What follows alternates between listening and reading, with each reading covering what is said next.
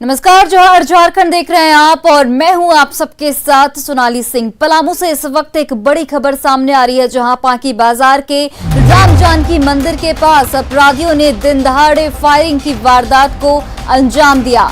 अपराधियों ने पांकी के जीतू गुप्ता समेत 2 लोगों को गोली मार दी। जीतू गुप्ता के सीने में गोली लगी है, जबकि दूसरे शख्स के पैर में गोली लगी है। फिलहाल दोनों को इलाज के लिए अस्पताल में भर्ती कराया गया है। वहीं पुलिस इस पूरे मामले की जांच में जुट गई है।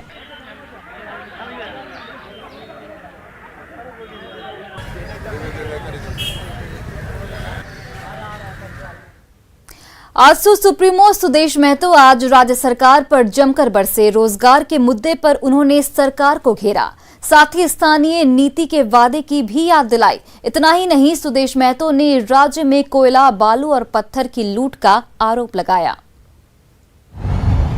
राज्य सरकार पर बरसे सुदेश महतो। रोजगार को लेकर सरकार पर निशाना। कोयले, बालू की लूट का लगाया आरोप। आजसू सुप्रीमो सुदेश महतो ने राज्य सरकार पर निशाना साधा है। संगठन के कामकाज की समीक्षा के बाद उन्होंने नियुक्ति वर्ष में राज्य के युवाओं को रोजगार देने में सरकार को फेल करार दिया। साथ ही उन्होंने नियुक्ति से पहले स्थानीय नीति तय करने की मांग की है। जो सरकार का संकल्प था कि सरकार स्थानीय नीति तय करेगी, उसके बाद नियोजन करेगी, तो पहले स्थानीय नीति तय हो और फिर नियोजन की प्रक्रिया प्रारंभ हो। राज्य में कोयला, पत्थर और बालू की लूट का आरोप लगाते हुए सुदेश महतो ने राज्य सरकार पर माफियाओं को बढ़ावा देने का आरोप लगाया है। इसे लेकर उन्होंने आंदोलन का ऐलान किया। वो राज्य सरकार के द्वारा हर क्षेत्र में चुनिंदा एक पूरा सेटअप बना हुआ है, जो इस कोष को निजी माफियों के माध्यम से संग्रह करने का काम किया जा रहा है। सुदेश महतो ने कहा कि राज्य में राजस्व का दोहन हो रहा है। उन्होंने अंबा प्रसाद का नाम लिए बिना कहा कि सत्ताधारी पार्टी के विधायक भी इसमें संलिप्त हैं। कोई क्षेत्र ऐसा ना बचा हो जहां नित्यदिन सरकारी संसाधन का दोहन ना हो रहा हो। सरकार अचेत नहीं है, सरकार को सब सूचना में। आप ये भी देख रहे हैं कि इसी संसाधन के लिए सरकारी पार्टी के विधायक या तो गाड़ी छुड़वा रहे हैं, थाने से टकरार हो रहा है, केस मुकदमे हो रहे हैं, कानून व्यवस्था के साथ रोजमर्रा कहीं नहीं कहीं इसी दोहन प्रक्रिया में टकराव हो रहा है। समीक्षा बैठक में सभी जिले में आजसू के संगठन को मजबूत करने का फैसला लिया गया। इसे लेकर 15 जुलाई से 15 सितंबर तक जिला स्तर पर कार्यशाला के आयोजन का फैसला लिया जाएगा। साथ ही 9 अगस्त को आजसू विश्व आदिवासी दिवस मनाएगी। निरंजन कुमार, न्यूज़ 18, रांची। झारखंड में घमासान जारी है। महिला विधायकों ने राज्य के विकास की धीमी रफ्तार पर नाराजगी जताई है। इस बीच प्रदेश कांग्रेस अध्यक्ष ने विधायकों को पार्टी फोरम पर अपनी बात रखने की सलाह दी है।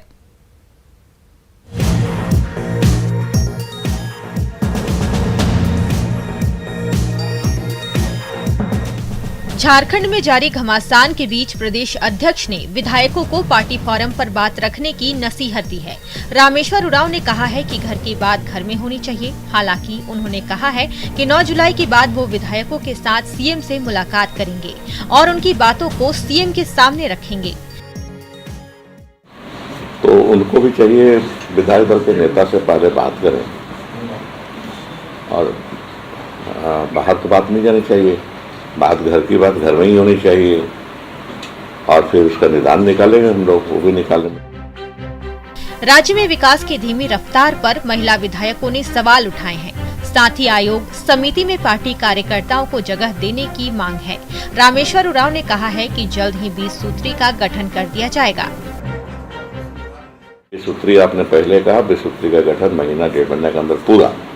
एक तो प्रभारी की नियुक्ति हो गई है, मैं यहाँ का प्रभारी हूँ, और जल्दी ही उपाध्यक्ष की नियुक्ति होगी और जो मेंबर होते हैं साथ उनकी भी नियुक्ति हो जाएगी, उनको अपॉइंटमेंट हो जाएगा। इसका फुल फ्लेज महीना 100 महीने के अंदर फिर मैं आऊँगा और यहाँ पूरे बेसूत्री की मीटिंग करूँगा। कांग्रेस की महिला विधायकों ने पुलिस की कार्यशैली पर न सिर्फ सवाल उठाया है बल्कि कॉमन मिनिमम प्रोग्राम बनाने की मांग की है। हालांकि पुलिस मुख्यालय ने आदेश जारी कर जनप्रतिनिधियों के साथ उचित व्यवहार और उनकी शिकायत पर त्वरित कार्रवाई के आदेश जारी कर दिए हैं। वहीं विधायकों की नाराजगी दूर करने के लिए 10 जुलाई को कांग्रेस विधायक दल की बैठक बुलाई गई है। सिमडेगा से श्रीराम के साथ bureau report, news 18। Bhima Koregaon हिंसा के आरोपी रांची के एक्टिविस्ट स्टेन स्वामी का निधन हो गया। भीमा कोरेगांव मामले में वो मुंबई जेल में बंद था, लेकिन तबीयत बिगड़ने के बाद 84 साल के स्टेन स्वामी को 30 मई को बॉम्बे हाईकोर्ट के आदेश पर मुंबई के होली फैमिली अस्पताल में भर्ती किया गया था, जहां रविवार से ही वे वेंटिलेटर सपोर्ट पर थे, लेकिन आज उनका निधन हो गया। स्टेन स्वामी भीमा कोरेगांव हिंसा के आरोपी थे। साथ ही पीएम नरेंद्र मोदी की हत्या की साजिश का भी उन पर आरोप था। एनआईए ने करीब 1 साल पहले रांची से स्टेन स्वामी को गिरफ्तार किया था। एनआईए ने यूएपीए समेत कई धाराएं लगाई थी। स्टेन स्वामी पर पत्थलगड़ी के मुद्दे पर तनाव भड़काने का भी आरोप था। साथ ही उन पर राजद्रोह का केस दर्ज था।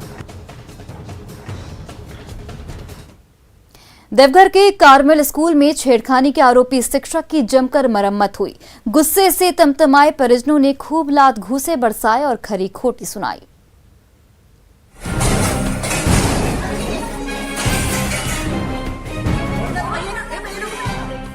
कार्मेल स्कूल के प्रिंसिपल ऑफिस में चीख पुकार मची हुई है।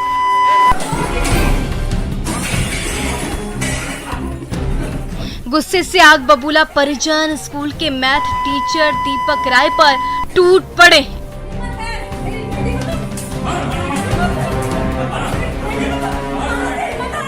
शिक्षक पर कभी लात और घूंसे बरस रहे हैं।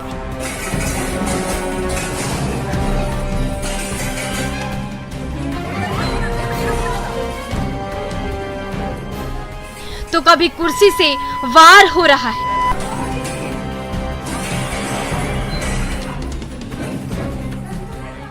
छात्रा से छेड़खानी से नाराज परिजन इतने उग्र हो गए कि शिक्षक पर दनादन घूंसे बरसाए जा रहे हैं।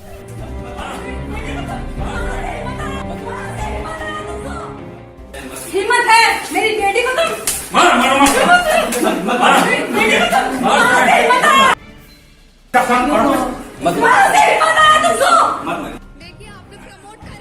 स्कूल के प्रिंसिपल से लेकर हर स्टाफ हतप्रभ है। ये क्या हो रहा है? क्लासरूम में बच्चों को मैथ और साइंस के फॉर्मूले सिखाने वाले टीचर दीपक राय पर उसी स्कूल में एक के बाद एक कई लात और घूंसे बरसते जा रहे हैं।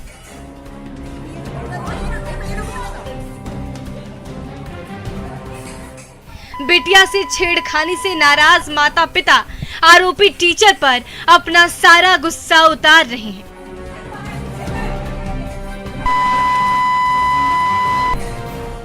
तभी तो कभी थप्पड़ और घूंसे बरसा रहे हैं, तो कभी कुर्सियों से वार किए जा रहे हैं।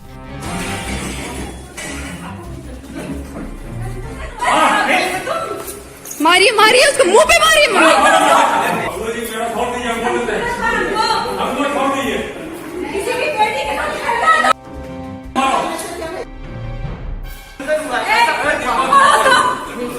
सोशल मीडिया में तेजी से वायरल इस वीडियो में गुस्से से विफर रहे परिजन आरोपी टीचर दीपक राय की लात और घूंसों से मरम्मत तो कर ही रहे, स्कूल प्रबंधन पर भी नाराजगी जता रहे।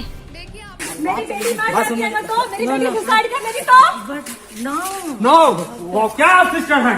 आप करप्शन यहाँ तक कराते हैं। You are a corrupt system.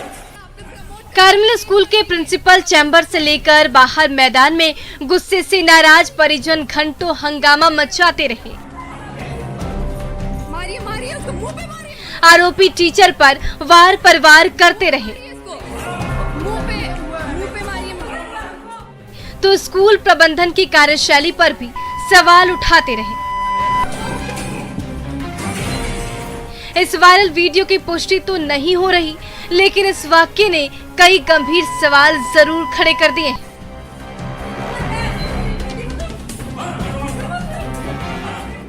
Manish Dubey, news 18, Deoghar.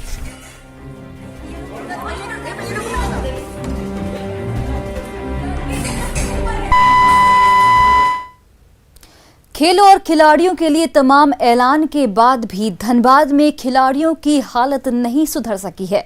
कभी खेल के मैदान में फुटबॉल को किक लगाकर लोगों की तारीफ लेने वाली सुमति मरांडी आज दाने दाने को मोहताज है।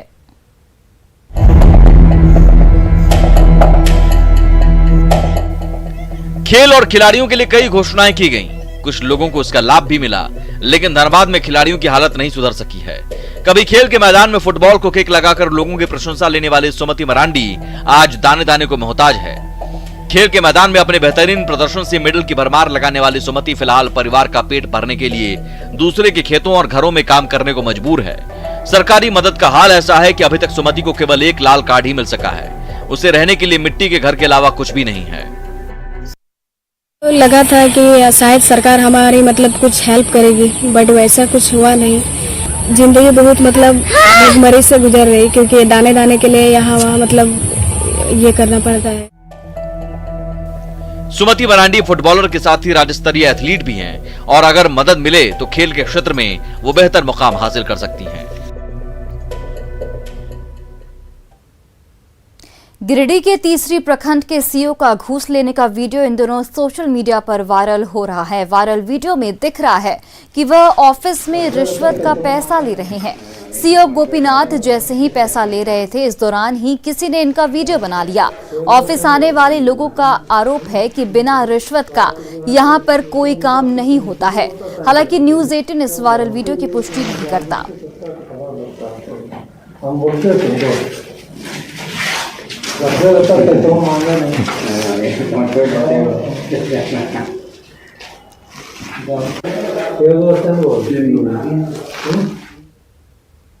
अब आपको कोडरमा की राधा से मिलाते हैं, जिसने बाल विवाह के खिलाफ न सिर्फ आवाज उठाई बल्कि अपनी शादी रोककर उसने हर लड़की को संदेश दिया कि वो अपनी लड़ाई खुद लड़ सकती है। अंग वस्त्र देकर जिस लड़की को सम्मानित किया जा रहा है वो है कोडरमा के मधुबन पंचायत की राधा, जिसकी सराहना उपायुक्त रमेश घोलप कर रहे हैं। करे भी क्यों ना, राधा ने ऐसा काम ही जो किया है। राधा ने बाल विवाह के खिलाफ आवाज उठाई और शादी से इनकार कर दिया, लेकिन ये सब कुछ कर पाना राधा के लिए आसान नहीं था। राधा पढ़ लिखकर शिक्षिका बनना चाहती थी, लेकिन परिवार में आर्थिक तंगी के कारण उसके परिवार वाले उसकी शादी कराना चाहते थे।